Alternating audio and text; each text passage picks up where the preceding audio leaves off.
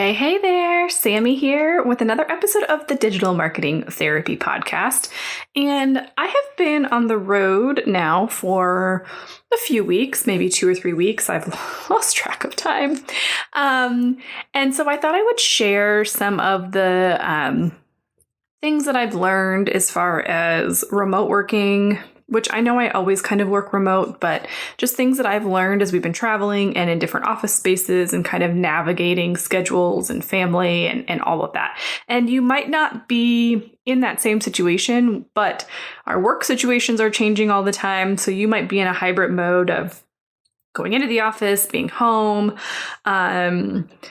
maybe, I don't know.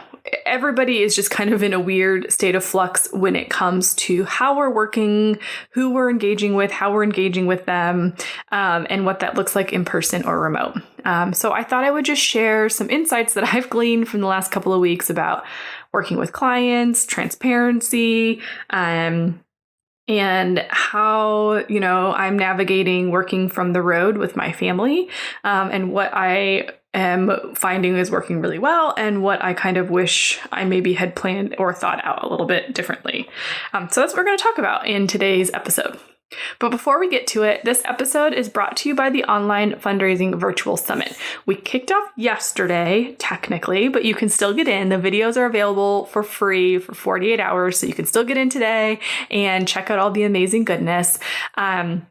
But this summit is all geared towards helping you run a more profitable online fundraising event with less stress. So we have amazing speakers that are going to be talking to you about setting up your event, filling up your event, and following up on your event once it's over so that you can make the most money possible, raise the most funds, and have that ROI that you desperately want and need for your organization. Okay? So onlinefundraisingsummit.com, make sure you get signed up.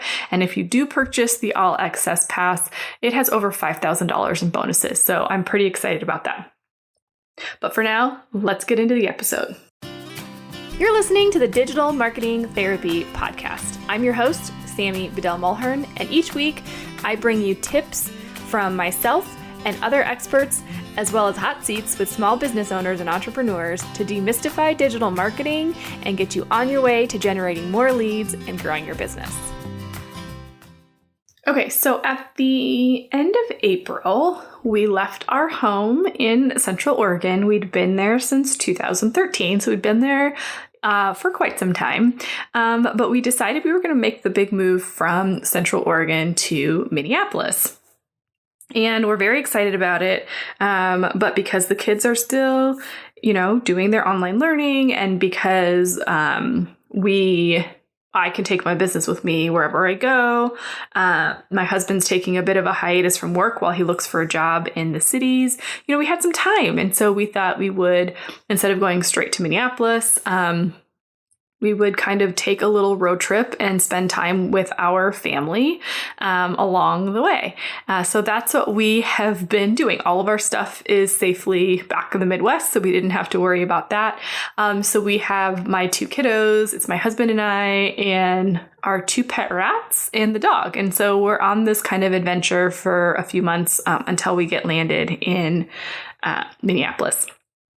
So, it's been an interesting challenge just to kind of figure out all the different situations and places and kind of how my schedule works. And so I thought I would share some of the things that I've learned, some things that we're going to continue to improve on as we move through the rest of our road trip. And, some things that I thought were easier and some things that have not been quite as easy.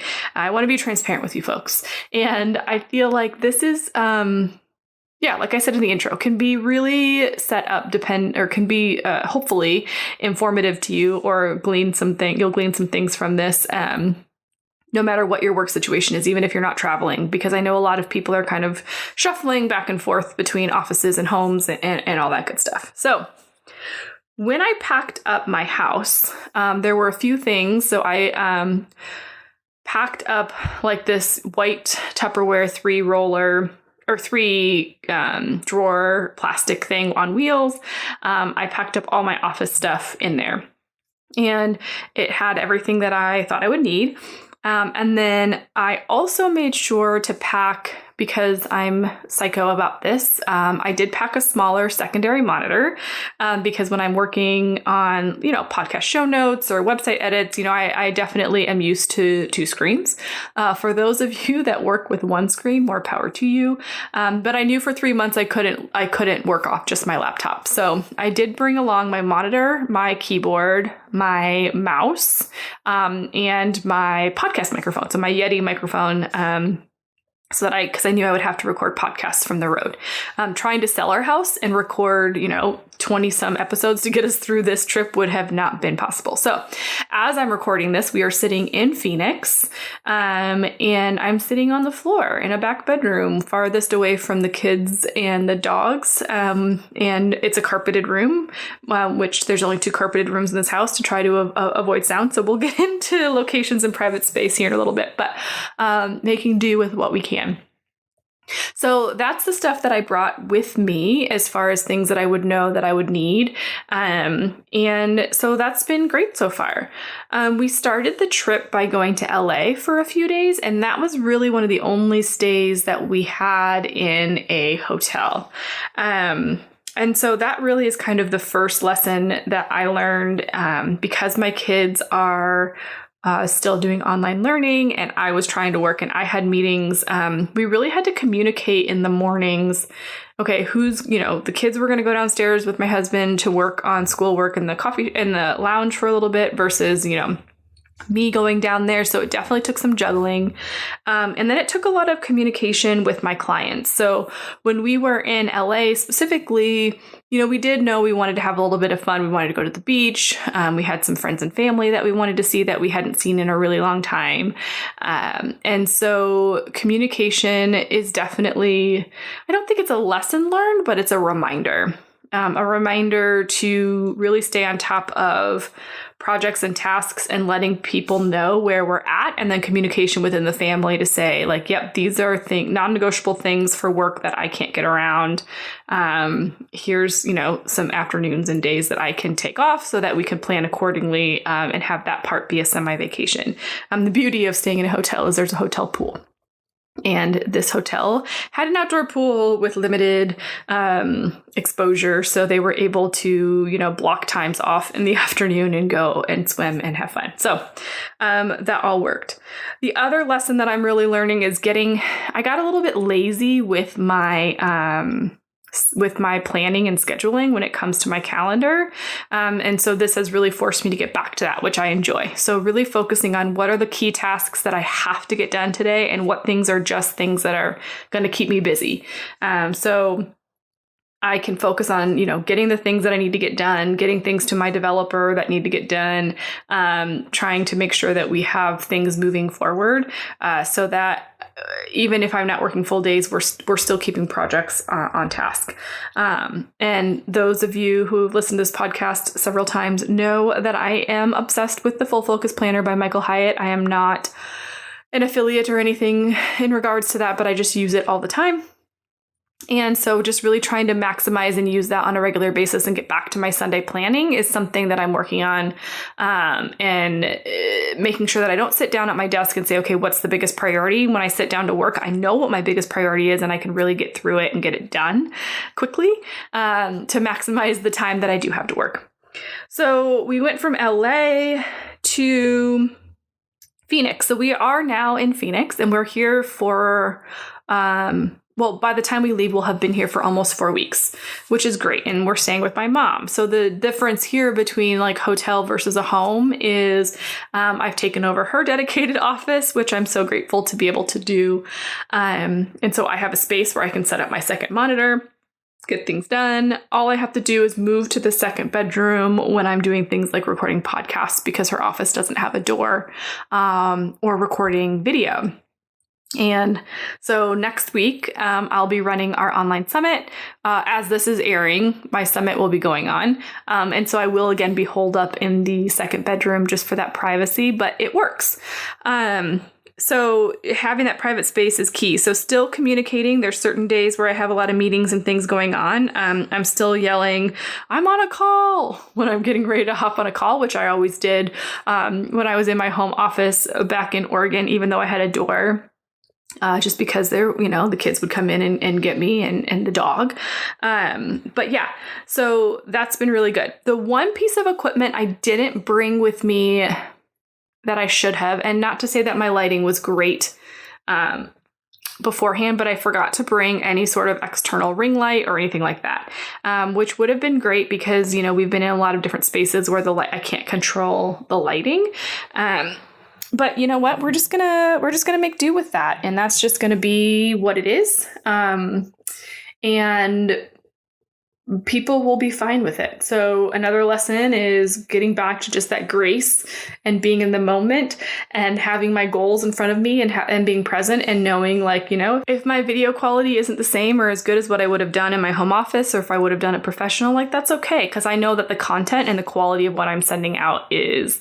And I'm going to focus on that and just know that the priority right now is really in being with my family, supporting my clients, and doing the best that I can. And sometimes that's a good reminder for all of us. I'm also really evaluating how much we take on and what projects we take on, and making sure that we do have the space and breadth to support the clients that we have, as opposed to just taking every opportunity that comes our way. So something to think about. And from the nonprofit side, same with the donors, what are they wanting you to do in exchange for the money that they're giving you? Does it match up with what you guys have space and breadth for? And if it's not, then it's okay to say no. And saying no is a hard thing to do, but that's another lesson that I'm learning as we're on this road trip, is saying no to things, and kind of running my business in the moment, not by the seat of my pants, but running my business to support us in the moment, knowing that when we get to Minneapolis, the kids will be back in school. I'll be back to kind of working full-time hours again. And I'm very blessed in that my husband is dealing with all of the schooling right now. My mom is supporting him while we're here, which allows me to kind of work and get things done, which has been great. Okay, so I forgot to bring my lighting. The second thing, now that we're here in Phoenix, that I'm really getting back to is getting up early. I don't know what your guys' workday schedules are, but I used to get up at 5:30 every morning. And when COVID when everybody came home and, they weren't going to school, and my husband was working from home, that kind of stopped. And part of it started because I didn't want to wake everybody up in the morning, because now suddenly we didn't all have to kind of be up by 6:30. And so then it just became that habit. So when we got here, in order for me to kind of take off in the afternoons or on, this week as we're doing a bunch of extra work, be able to put in some extra hours, getting up early, it has been a great thing that I've gotten back to, and I've really loved it. I actually really love the hours between 5:30 and 7:30. The house is more quiet. When I send out emails, I don't automatically get a response back, so I can continue to work through things. For me, I'm a morning person, so my brain is a little bit clearer, easier for me to focus and really power through tasks. So I've really enjoyed that. Now, you might be a night person, I don't know, but really just getting back to figuring out when my brain operates the best. And that's early in the morning. And so getting up a little bit earlier has been really good for me, which I've enjoyed. And then, the other thing is just missing my private space. So having a door that I can shut where I can focus and get work done. I've tried going to a couple coffee shops to get some work done. It's just kind of a mixed bag of things. And so I'm just really trying to find what tasks need to happen on what days. So when are there days that I know I need to have my dual monitors and my keyboard? What are days when I know I've got maybe just some basic writing things that I can just do on my laptop that I can leave and go to a coffee shop and get things done? And that's where my planning on Sundays is really becoming important and even more impactful than before, to be able to ensure that I have a time and space and place for things to happen so that the big tasks get done. So that's kind of some of the lessons that I've learned. Some equipment I wish I had, some equipment I'm glad I have, and just ways that I'm prioritizing. And honestly, the name of the game for me right now is over communication. And that's what I'm working hard on and trying to do all around, from personal to family to business to my, community, my Facebook community, and all of that good stuff. So I hope some of this was helpful, or any of this was helpful. I'd love to hear how you stay organized and keep things done and get things going. But for now, I hope you'll head on over to thefirstclick.net/podcast, check out the show notes for this episode, check out some free resources, and leave us a review on Apple Podcasts, and make sure you subscribe wherever you listen so you don't miss out on a single episode. And we'll see you in the next one.